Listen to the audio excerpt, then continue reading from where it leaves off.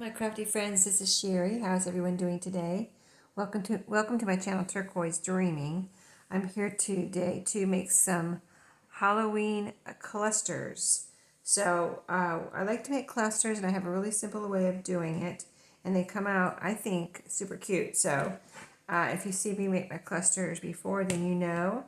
But today I'm going to show you in case you haven't seen me make them before. So I've got mostly Halloween, maybe a couple of fall fabrics here of the fabrics I cut up, scraps I cut up, and things like that to make some fabric ties and things I've been making during Halloween. I wanted to have some little pieces ready.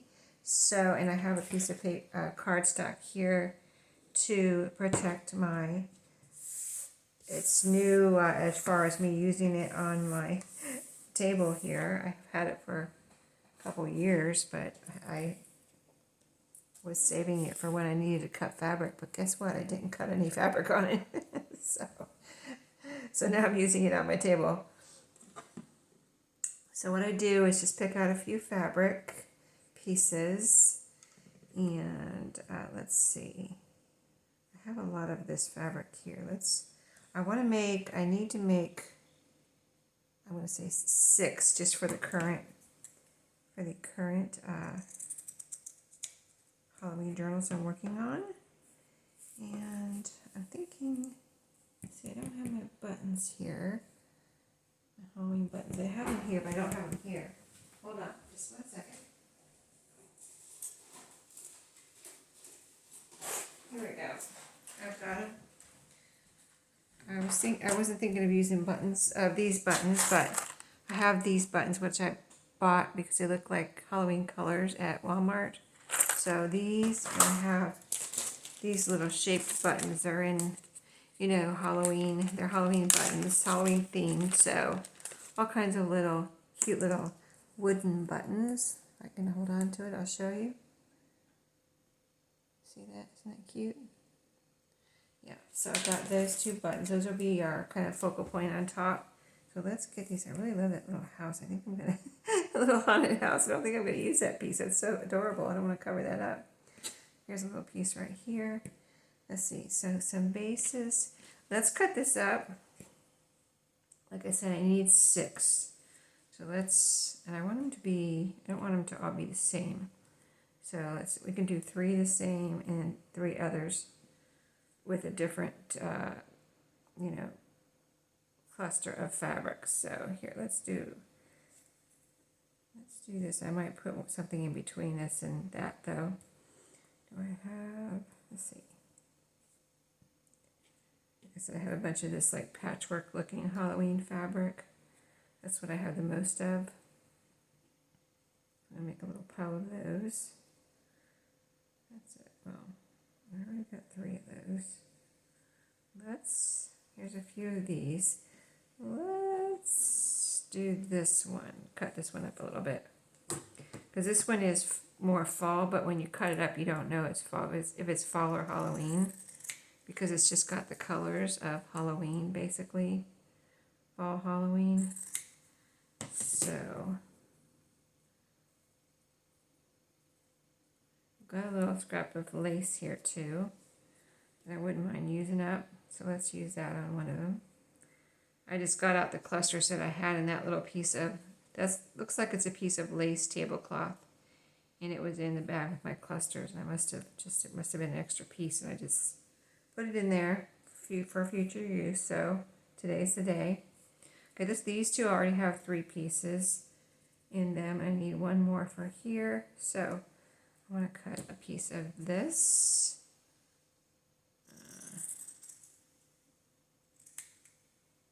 And I like small clusters. Just to, stick on a little tag, a little pocket, a little envelope, a page, whatever. Okay, so, and then I put them catty-cornered to each other when I put them down. So each one, so that you can see each, and a little bit of each fabric. Okay, there's 3. Let's see, I think I want to make the other 3 with, I'd like this to be a little, let's see, I already have a little piece of that. Let's cut up 2 more pieces of that, 2 little ones for like the top. Okay, so that one we used. Let's cut up another piece of this. Let's cut a bigger piece maybe for the bottom. So, and they don't have to be any certain shape, size. If you like bigger ones, you can make bigger ones. Okay, that, and then it's a little bit big. Let's cut it in half. Okay, number 6. These go pretty quick. Let's get another piece of Halloween-y fabric here. Let's see what I have. I got the skeleton, which I already have 2 of those pieces. Let's get this one. Piece of this. Oh, this is already small. Let me cut this up into 2 smaller pieces and use that. Actually, let's make it even smaller. There we go. One there. One here, and let's make this one a little different. I like the pinked edges, so the pieces I'm cutting, I'm using my pinking shears, although they don't have to be pinked all the way around. This has actually the original edge here, and this is a torn edge that I tore, where I tore a piece off and then cut it up into, let's see, cut it up into pieces. Yeah, that's cute. Okay, let's pick out some buttons. So maybe we'll do 3 with buttons and 3 with buttons and 3 with, these plastic buttons from Walmart, and 3 with the wooden buttons. Okay, whoops, don't escape me. Oh, that's a little round button. I want flat ones. Let's see what we have here. Let's put a purple one on here, which is the top. That looks like the front there. And a little orange one over here. And a little, let's put green. Or a big orange one. Ooh, that's cute. Alright. And then the other ones we'll use the themed Halloween wooden buttons. So let's grab some of those. And then you can make a lot of these in a little bit of time if you've never made them. Okay, so I need a wooden button. I have 2 little packages here. Let me see what's in this one. 2. So we've got a little witch. 2 of these. Let's use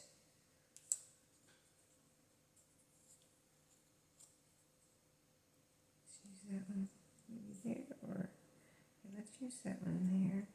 I might rearrange the fabrics a little bit. And this one's a ghost. And we need one here. And we can use this little sparkly pumpkin. Is this a sticker? No, apparently used to be on something. I don't know if I tore it off or somebody else did, but oh, that's cute. Okay, let's see, where's my trash can? My trash can used to be on my left, and now it's on my right. So I'm trying to see if I can adjust to having it on my right in my new craft room here. So, all right, so what I do next is take my fabrics. So this is going to be like that. It looks good. I like it the way it is. I just want to make sure these are where I want them, and then you can glue your fabrics together with a little fabric tack or a little art glitter glue, whatever you think will work. Got some glue on my finger there. And then, or you can sew them together with a needle and thread. I just use my tiny attacher, but you don't have to use a tiny attacher staple. You can use any size staple, right? You don't have to use a tiny attacher, because most of your buttons or whatever you can just make sure, if you don't want the staple to show, to, you know, cover it up with whatever your focal point is, a button or whatever. Or if you want, if you want to sew on them, just run a little zigzag stitch through the middle, and that looks cute too, you know. You don't have to put a focal point on. You can do it, just lay your fabrics and then run it through your sewing machine with a zigzag stitch, and then when you put it on something, it'll look like you sewed it on because you already ran a little stitch through there, and that could be really cute. And you can run these through your sewing machine one right after the other, you know, with just barely a little space in between maybe, and so you can cut in between them when you're ready to use them, or you can use them in a row. You know, you can cut off a whole, you know, 5 or 6 or whatever, and put them on the edge of a page. So let's, I want to use these individually, so I'm doing it like this time. Maybe sometime I'll make some in a row like that and sew them where I'm sewing them, you know, on a long row. I've done that too, where I've taken a little paper, a little strip, and just sewn them onto a strip of paper. You could sew them onto a strip of fabric. So I'm using my Fabri-Tac on this button. You can run a little thread through your buttons if you want before you glue it down. A little embroidery floss or whatever to make it look like it's actually sewn down even though you're gluing it down. Okay, let's leave that dry and see if that's enough glue on there. And then this looks good the way it is. Have my top 2 fabrics are a little thinner. See how that lace is thin, you know, narrow, and that too, and then crisscrossed them, and then you can see the fabric underneath. So you could do something like that if you want to, you know, make sure you're kind of like seeing all your fabric, not really covering up, you know, too much of each fabric. So this is that sparkly little pumpkin. I don't know where it came from, but it's super cute. I'm just going to make sure I have enough glue down on there to get that solidly glued down. Oh, wait a minute, I didn't staple it. Hold on. I'm just going to, since I did that, I'm just going to put a little glue. So here's the alternatives to stapling. The glue's already gone through these 2 layers. So I just need to glue on my bottom layer here. Yeah, I want to staple them, but this is an alternative. Let's see, how do I want this? Like this. Yeah, so that one's glued, no staple. All right. Okay, when I glue them down on a page or whatever, I just put a little Fabri-Tac on the back, like in the middle. You don't have to cover the whole thing. Just a good amount right there, but not too much. Just enough to glue it down, and I glue it down on a page. So now I kind of messed everything up here. Okay, that's got 3 pieces. That's got 3 pieces. Where is? I'm trying to figure out where this came from. Oh, it was just an extra piece over there, I guess. Okay, and then this goes over here. Okay, let's get this one together. Make sure how we want it. Make sure it's how we want it. So my stapler, and these little staples are pretty thin, so like when you even push on it like this, it's not sticking up too much. So I don't know if a regular staple sticks up more. It shouldn't. It shouldn't, I don't think so. Any kind of staple should be okay. As long as you can, for me it would be as long as I could cover it up, you know what I mean? Probably should have put that on the button instead of the fabric, but I don't think I put too much glue on there. Almost, that's what I was thinking. Did I put too much glue? But the button covered it up. Okay, now the next one, number 4. We're going to, that looks good there. And then here's our top piece. Let's just kind of make them all different as far as catty corner to each other, back and forth. A stapler. And this little witch. This is not a button. This is just a wood piece. I got all these at the wood pieces I got in that little pumpkin. I got those at thrift store here. The Ghost 2 is a wood piece. It's not a button. Actually I didn't use any of the wooden buttons because I've had this little package that I'm using longer. And there was just a few in there. So I figured, let me use these up first. Got some glue on my hands. Okay. That's the big one, so I want to make sure that it has enough glue on it. And then our next one looks good where it is. So let's staple that down. Wait a minute. I think I just moved it. It looks good where it is, and then I move it, right? All right, there we go. I got glue on this finger too. It's sticking to stuff. Okay, and we're going to glue that one, the Ghost, on here. And that little orange background, orangey yellow, goes well with that fabric I have on the top there. Let's go ahead and glue this one down. Make these catty-cornered to each other. Like that. And you can set them off too, like you don't have to, I'm kind of centering them all, but you can kind of like, you know, do something like that. I just kind of, I want to make them, I like them in the center, and I like to make sure they overlap so I can put, you know, basically one staple in the middle, and they're all held together. You know what I mean? And I'm not having to put like two staples in here. One staple in the middle, and they're all together. And I have had no problem with the staple in the back and gluing them down on a page or whatever. I might want to glue one too. Oh gosh. My glue is exploding. Let's see if we can get off some of this off of here. And we'll put that button there. And then this one, we'll try to wipe the glue off on here. Let's see, where is the glue now?